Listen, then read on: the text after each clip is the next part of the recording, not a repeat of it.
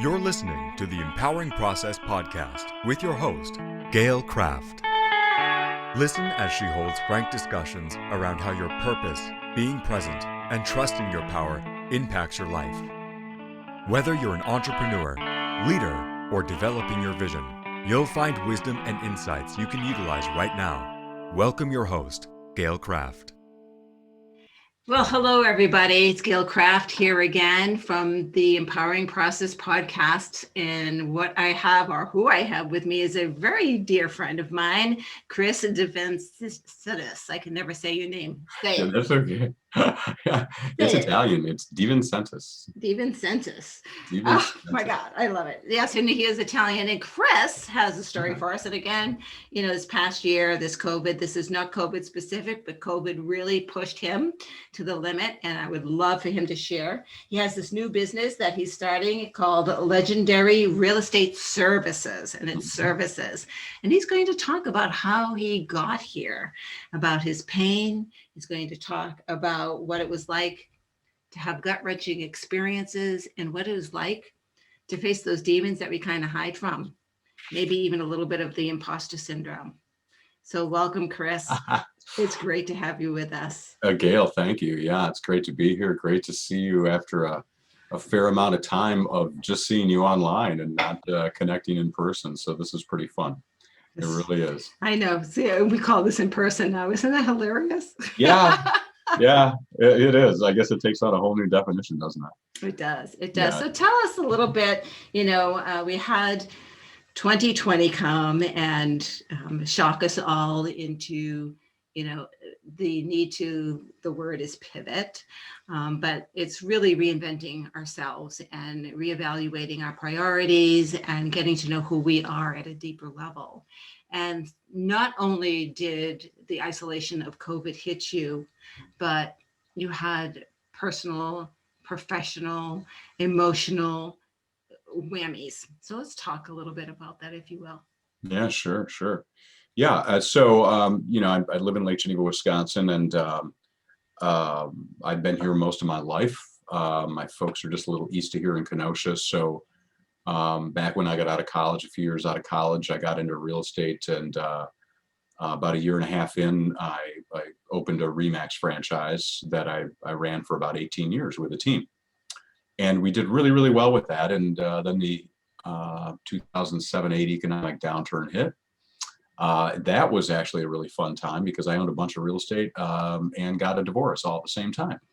So I was no stranger to pain. That was my first introduction to mega pain all at one time.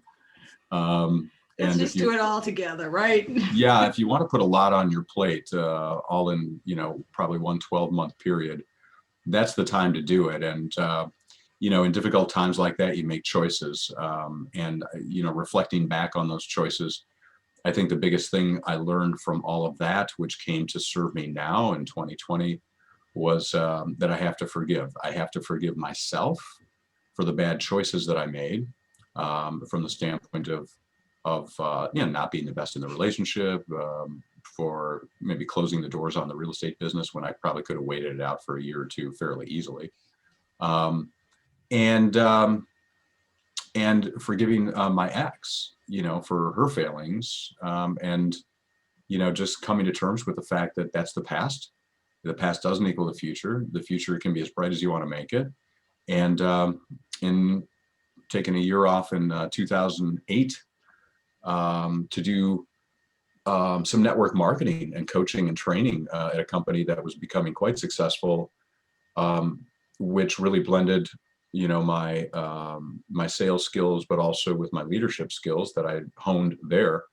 And I got an opportunity to run and manage a regional real estate company that has 7 offices and 100 agents. And I did that for 11 years. And then COVID hit. And then the unexpected happened at that point. Everybody was scrambling in business. Some companies like Compass were laying off. They just had laid off like 350 people, which was 10% of their staff. So everybody was panicking, and I got let go. And that was in the very end of March of 2020. And so really it was about April 1st as kind of my benchmark date for that. And I had built these amazing relationships. I had coached and trained all the agents, selling 100 homes a year with Remax. I obviously, we broke a lot of barriers in the marketplace. I mean, nobody had ever sold 100 homes. We did it for 15 years. And then, it's like the 6-minute mile. Once you do it, other people start doing it, all of a sudden people that did 20 are now doing 50, and, they see what's possible. And that was interesting to witness. But I brought that to the coaching and training of real estate, and then the leadership that I did on like national conference calls and things like that in the network marketing business just allowed me to gain a lot more courage speaking in front of people and comfort speaking in front of people. So in the 11 years, doing a lot of sales meetings, quarterly meetings, award banquets, things like that, it just tied it all together nicely. But it was honestly mostly a shock. When I got let go in April, there were little hints on the wall, but at the same time, it was the financial part of it was a big part of it, at least the stimulus behind it. And I found myself as a serial entrepreneur, gone corporate, but now unemployed. And that brought about, as strange as this sounds, it's quite a mix. It brought about some relief, some regret. It brought about some fear, because I knew I could turn to this industry and go back and listing and selling real estate. But I also knew that I was a coach and trainer, and at one time had sold a tremendous amount of homes. And I saw where this market was headed, with COVID, not knowing how that would pan out. And if you're the coach and trainer, you better succeed, Whatever that word means, by the way. It does. It's whatever it means. And, if it means, if it means, selling 20 homes in my first year or 50 homes in my first year, whatever it means. But it doesn't mean opening your own company and then in 2 years closing your company. That's kind of what it doesn't mean in my mind. And I had to know that I really wanted to do it too, which fortunately I really did. So when we made the commitment to do it, we opened the company up. We put the infrastructure in place, all the back office stuff, and we started listing and selling real estate. And we've been having some good success at it. But I want to talk about some of the challenges that we had. And the challenges, honestly, came from me. My significant other is also my business partner. And while she has very limited experience in real estate, she has incredible knowledge about psychology, incredible knowledge about business. And she saw things in me she had never seen before. Now, she knows it was pretty traumatic what had happened. And for a period of time, you mourn it, right? And that comes in a variety of different ways. It can come in fear. It can come in anger. It can come in, just commiserating with the people that you left who are, saying, God, I can't believe you're gone. And you're like, yeah, I know that so-and-so. And you're going to be sorry. This place is going to be no good without you. Yeah. You realize how human you are at that point. And for all the life that I lived and all the hard things I went through, you kind of go through that whole cycle of emotions. And throughout that, I think the biggest thing that happened is I had to confront really fear and self-doubt. My self-doubt was a big part of it, because when you feel like you're incredibly valuable and then somebody completely devalues who you are, you can cop the attitude of, you don't know what you're missing, or you don't know, what I'm all about. And I didn't go there, but what I did do was I kind of went into frustration and anger. And I was the guy at an NLP seminar one time who said, I don't get angry. That's right, you were. Oh yeah. Well, you conquered that, didn't you? Oh yeah, we still laugh about that. We do. We laugh about that all the time. What a stupid comment that was. but I tend to be a type of person I can let go of things fairly quickly, but that also isn't always healthy because you're holding them in. You're not talking about them. So Jade, my significant other and business partner, gave me the space to be able to just talk openly, because I finally got to a place of trust that like she was it for me to be able to talk openly to about how I feel and how I'm hurting, and how I'm really thrilled about what we're doing, but at the same time, I still have this attachment over here to what I was doing and who I was there, and the friends that I made, the people that I made that I still care a lot about, and was still coaching and training them through October. And I still can't decide if that was like healthy or unhealthy. You know, it was healthy financially. It might have been unhealthy from a standpoint of, you know, disconnecting and moving forward faster, because it was just a lot of tentacles for a long period of time. But sometimes we have to tread water before we Mhm. can step out into a new ocean, Mhm. right? Yeah. Yeah. I thought in my words, it kind of created a soft landing is kind of what it did, which for me was more healthy because I'm really a people person.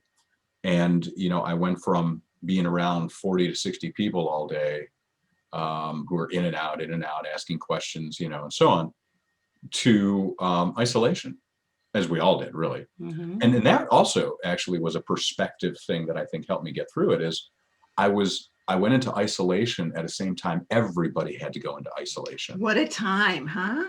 You know, yeah. So that perspective of that helped me, I think, get through it in a more healthy way. And I am a type of person, I love people, but I'm one of those, they're called like extroverted introverts. Like, I love being around people, but, you know, it'll be like hell trying to get me to the party. Like, you know, it's like I'm the guy that never wants to go, but when I go, I have the best time. Right. You know, and I that's what I call it, an extroverted introvert. I'm a high I on the DISC personality test, and it drives Jade crazy because I always say, you know, we'll be here for an hour, and I'm there for 3. She knows that about you now. Yeah, she does. She definitely does. But she was so patient, and that's the part about this that I value so much.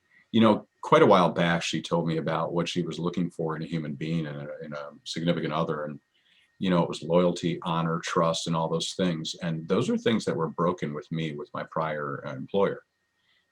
And I found that her values and my values are very, very, very much in alignment. And as different as we are, we're the same at our core, as many of us are.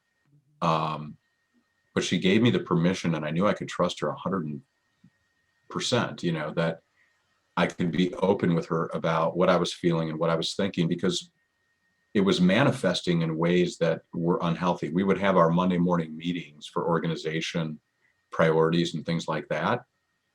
And I started out by always playing this card with her, like, you know, Jade, I've been doing this for 30 years, you know. Oh, yeah. Did Oh, she yeah. put up with it, Jade?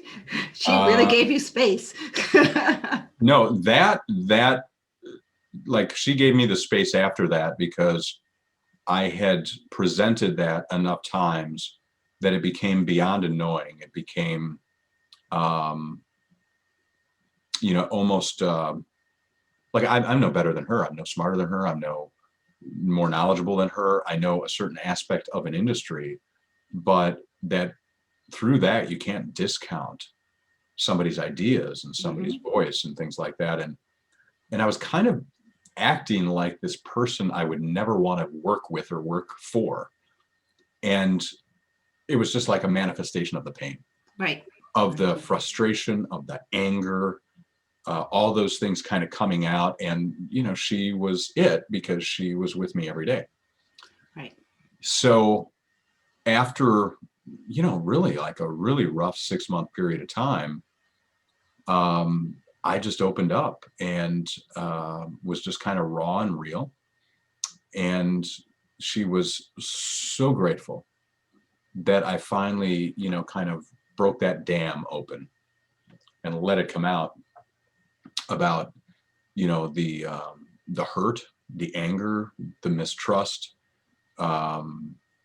those things that you tend to, I think I was grappling with in my own way, but once they started kind of manifesting outwardly towards somebody else was very unhealthy from a personal relationship, much less a business relationship. And I think, we started doubting if we could work together.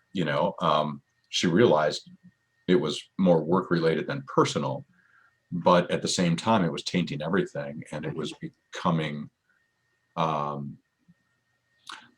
she made me just become real introspective about it and, look in a mirror and just acknowledge and become highly aware of why are you saying what you're saying? Why are you being who you're being when all I'm trying to do is help and give ideas and things like that? And it was just lashing out, crying out, lashing out, whatever you want to say. Mm-hmm. I was for somebody who has done great things in an industry, I was grappling with emotions that I really hadn't felt for a long time, and I kind of felt on an island by myself, and I realized, that, here's this incredible, life support system right in front of me, who I can talk to, I can use as a sounding board, I can be vulnerable with, and I started doing that, and that for me was a turning point. And the thing that I think really accelerated is her acknowledgement of, that was really brave. And like, I can't even tell you, I can't even tell you what that means to me, that you were so brave to finally come out and say that and do that and tell me. And the acknowledgement of her, of my vulnerability, was just encouraging more vulnerability. Of course, yes. And so that opened up the opportunity for me to just get settled and get much more balanced and put things back in perspective and not let my emotions rule the hour, literally, because that's what it did. And furthermore, if I did it towards her, it was compounded, because now that person who's significant to me, it's not just the business, and the role that I now play that's so different than what I was, but now it's our relationship too, that I'm putting in harm's way and making very unsettled and unstable for no reason, literally no reason. I was channeling it in the wrong direction, and she allowed me to just really be open and vulnerable about saying what I'm really feeling. And I needed that. I really needed that. Seriously, what's interesting, Chris, is, and I mentioned this in a few of my podcasts. One of the things I do with my clients is I talk about the fact that we make shit up in our head, mm-hmm. right? And it's because our brain needs a full story, and we never get a full story, right? You don't know the full story of why you were laid off. You are just making stuff up. Yeah. Right. She doesn't know the full story about what you're going through. So she's making stuff up. Yeah. Right. And until you are able to put it out there on the table and actually talk about stuff that you are making up in your head and what it's doing to you, it's only then that you can say, well, that's not a true story. Yeah. Right. Because this imposter syndrome that you're experiencing, this doubt about your capability, is not a true story. Yeah, no, it's not. It so many times wasn't. And, my realization of that, and it's so funny because I say that to agents all the time. I'm like, agents are, there's just these, kind of high flying emotions and, a bundle of emotions. And I'm just like, quit making shit up. Like you're making that up. And by the way, what you think is going to happen, that's not going to be what's going to happen. Like there's 100 different things could happen, or a combination of all of those things. So stop it. And, then when you're put in a situation where you don't have closure or completion of a story, you end up doing the same thing because you're human, and you need that feeling like, and you don't know. You don't know. No, you don't know. But you need a story. You need a story. Yeah. And, with Jade's background, she was the first one to just call me out on that. She'll call you out on anything, No. which is superhuman to do that. I mean, that's a superpower of hers. Mhm. And people who meet her realize that's a superpower of hers, and they really love her for it, you know. But it helped me get through it tremendously. And now we're in a place where, like, it's golden. I mean, it's just golden. It's so great to have somebody. I came to a place where I came to realize you might have 30 years in the business, but this is one of the smartest people you've ever known who has amazing ideas. And when I had still anger, frustration, I wasn't being open, I immediately to her ideas, like I put a wall up. Like, you know, her idea can't be valid because I'm thinking something different, and I know. And now the acceptance of her ideas, like a lot of times, you know, the first thing I would do was deny it, and then all of a sudden I'd agree with it. Now I'm getting to the point where I'm just agree with it, and I'm going like, that's a great idea. You know, so it's been stages, but we've gotten to a point now, and it's been a year, which I'm impressed, you know, like we made it through. And it's just a place now where there's a lot of opportunity, and we've got a lot of great things going, and we're doing a lot of business. And, you know, she is just an amazing business partner to have. And I've learned that the thing that's most important to me about other people needs to also be what's most important to other people about me. And that's to trust, you know? So I'm out the other end of the cycle and just feeling totally on fire about what we're doing and where we're headed, and the future.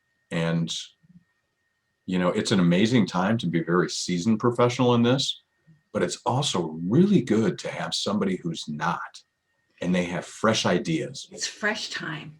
Yeah. It's fresh time.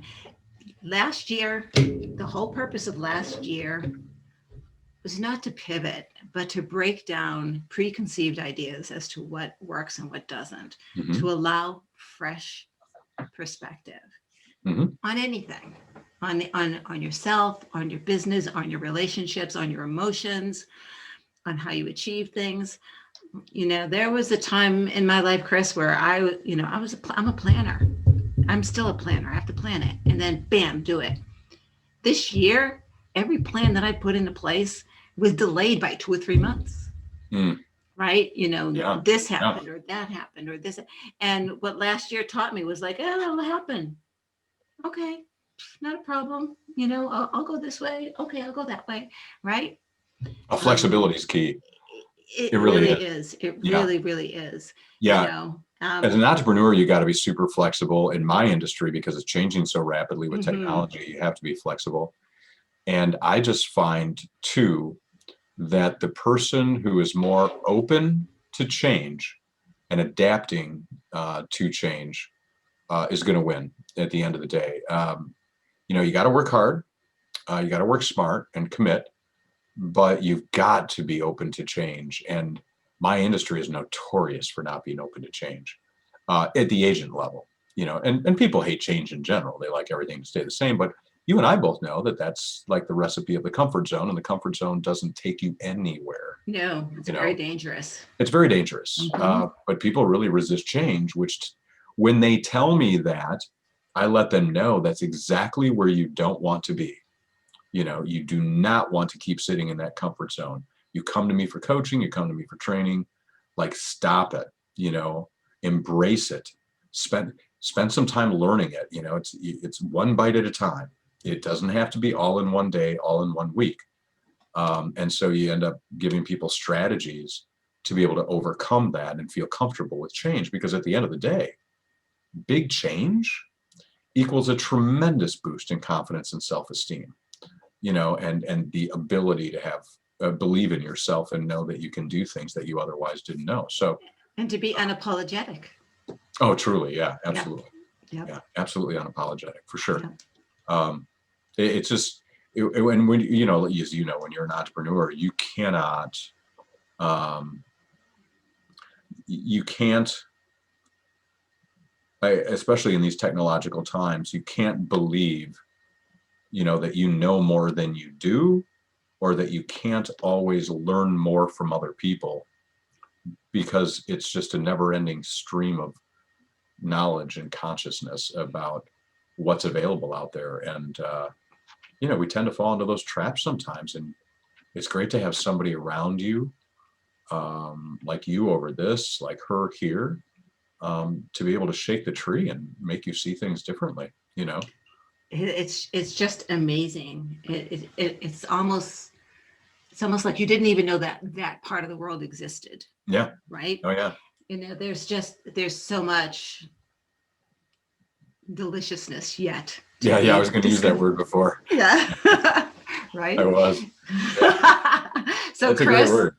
I know but you can share it. I have no ownership on it. Deliciousness.com. Deliciousness.com for seriousness. Yeah. But thank you, Chris. So if people are curious and want to know more about your business and more about your journey, how can they get in touch with you, Chris? Yeah. They can message me through my website at legendaryrealestateservices.com. They can email me at DD Global Support. Our parent company is D&D Global Marketing, but it's ddglobalsupport@gmail.com. Goes right to my email. Awesome. And if there's any entrepreneurs out there or any people that are looking to start their own business, and just are looking for, some of the keys to confidence and, just the opportunity to be able to talk with somebody who, can, like yourself, even to, for sure, to give them the courage to be able to just forge ahead every single day and, take no prisoners kind of mentality. And at the same time, like, feel completely empowered to make mistakes, because you will. I always told agents, I'm like, fall forward, like, just don't stand still. Right. Just keep motion. Everything is motion. Just keep it going. Don't stand still. Nope. It's okay. Dance. I should be shutting off, but I'm going to talk about this before I shut off. So I'm a frustrated dancer. You know that I've competed, that I've danced, and in lead and follow type dancing, and it definitely is. It's geometry and it's energy and it's motion. Right. And it's like wherever the partner is moving sets your motion, and your motion sets his motion. It is amazing. Yeah. Feeling when you create something like that is tremendous. And that's what we're talking about here. We're talking about creation. You're creating a business, you're creating a life, you're creating a moment by moment, you're creating. Whether you choose to sit on your ass and watch TV, you're creating a person sitting on their ass watching TV. Yeah. Right. Oh, that's true. Yeah. Right? You bet. Right. It's your creation. And by the way, you're also creating the hemorrhoids that you're going to get because you're sitting on your ass. Right. You created those, right? Yeah. Even too much of a good thing is a bad thing. That's right. But that's another story. So thank you, everybody. This is Gail Kraft from the Empowering Process podcast. And if this inspired you, by all means, like it, share it, comment below. If you have questions, let us know. I do an Ask Me Anything segment from time to time, and I'd be happy to answer those questions. Share us, like us, just join the crowd. Thank you, everybody. Thank you, Chris. This was great. Thank you, Gail. Appreciate it. Thank you. Thank you for listening to the Empowering Process podcast. Be sure to visit Gail at gailkraft.com to learn more about how she serves thought leaders, entrepreneurs, and goal seekers. And remember, if you like this broadcast, be sure to share and subscribe so you don't miss an episode.